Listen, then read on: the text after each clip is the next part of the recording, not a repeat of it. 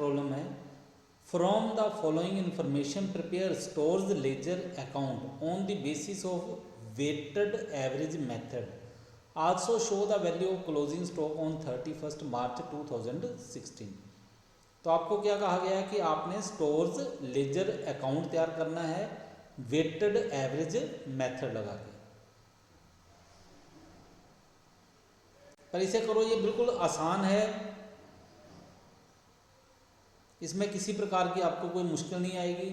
तो क्वेश्चन देखो, क्वेश्चन वही है जो आपने पिछले सवालों में किया हुआ है। सबसे पहले आपके पास क्या दिया हुआ है, परचेजेस मार्च 1, मार्च 10, मार्च 17, मार्च 25। इसके बाद सेल्स दी हुई है, सेल्स कौन सी है, मार्च 6, मार्च 14, मार्च 20, मार्च 28।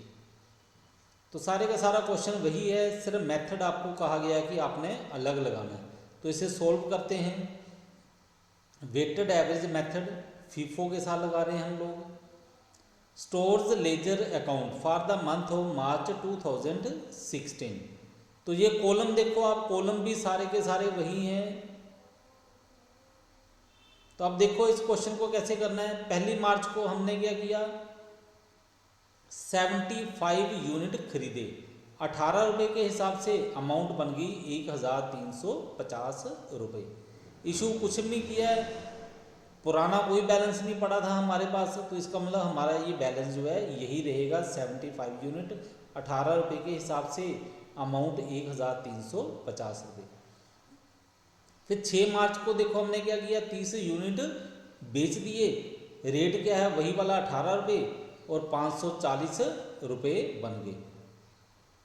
और बार बार मैं एक बात बोल रहा हूँ कि बेचने का मतलब यहाँ पे लिखा हुआ है सेल्स का मतलब ये नहीं लिखा हुआ कि इतने रुपए में बेचे हैं, ये सेल्स प्राइस नहीं है, ये वही है जिसमें हमने खरीदे थे।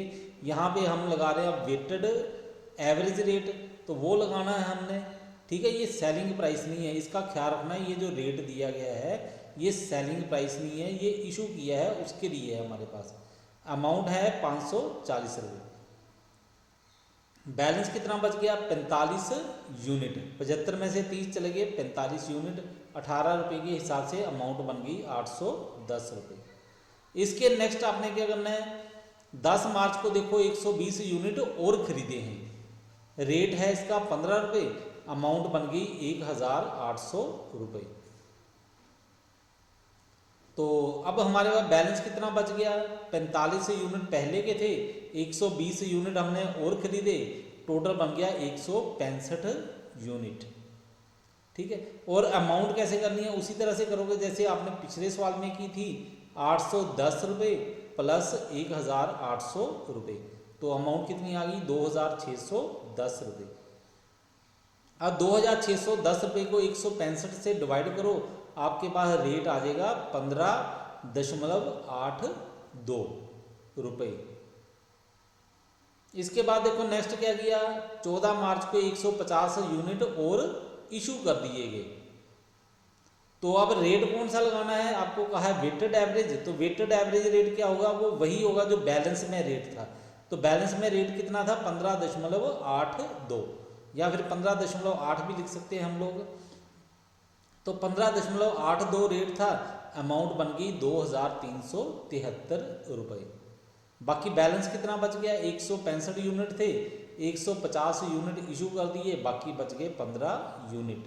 तो रेट क्या है 15.8, ठीक है। रेट तो वही था 15.82, लेकिन हमने सिंपल करने के लिए इसको 15.8 लिख दिया, 2 को हटा दिया हमने, तो अमाउंट आ गई 237 रुपये। इसके बाद 17 मार्च को क्या किया, 150 यूनिट और खरीदे 13 रुपये 50 पैसे के हिसाब से, अमाउंट बन गई 2025 रुपये।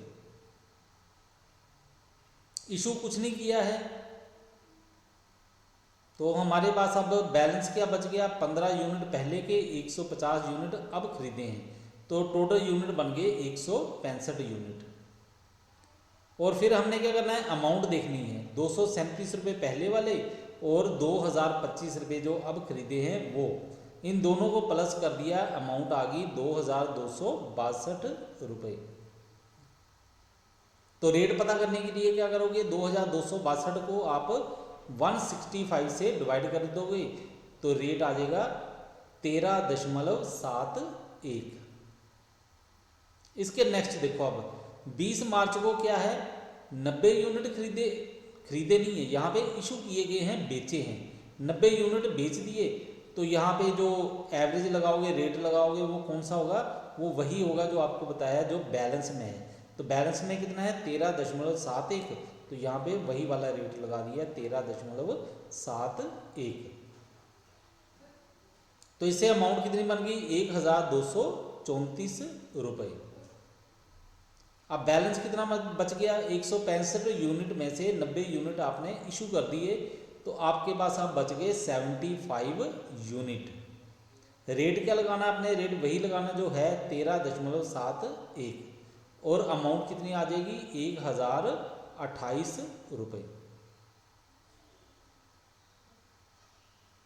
इसके नेक्स्ट 25 मार्च को क्या किया, 225 यूनिट और खरीदे 10.50 के हिसाब से, अमाउंट बन गई 2362.50। तो अब बैलेंस देखो कितना हो गया, 75 यूनिट पहले के और 225 यूनिट अभी खरीदे हैं, तो इसका मतलब टोटल यूनिट बन गए 300, और अमाउंट कितनी बन गई आपकी 1028 रुपये पहले के और 2362.5 जो अभी खरीदे आपने वो वाले, तो टोटल अमाउंट बन गई 3391 रुपये, 3391। आगे 0.5 भी हो सकता है, लेकिन इसको हमने राउंड कर दिया है आसान करने के लिए, तो 3391 रुपये लिख दिए। अब 3391 को आप 300 से डिवाइड करो तो आपके पास रेट आ जाएगा 11.30। इसके नेक्स्ट 28 मार्च को क्या किया, 120 यूनिट जो हैं वो बेच दिए गए, इशू कर दिए गए। तो इशू प्राइस क्या आएगा आपको बताया हुआ है, वही जो बैलेंस में था, कितना 11.30, तो ये आ गया 11.30, अमाउंट आ गई 1356। अब बैलेंस कितना बच गया, 300 में से 120 माइनस कर दो तो यहाँ पे बैलेंस आ गया 180।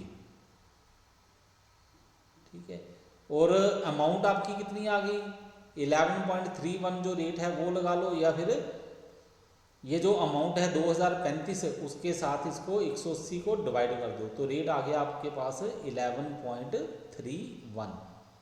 ठीक है, और ज़रूरी नहीं है कि आपने 11.31 लिखना है, 11.30 भी लिख सकते हो आप लोग, तो वैसे लिख दो।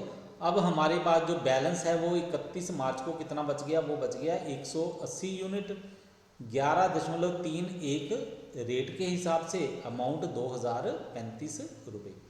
तो ये आ गया हमारा value of closing stock on 31 March 2016, ₹2035।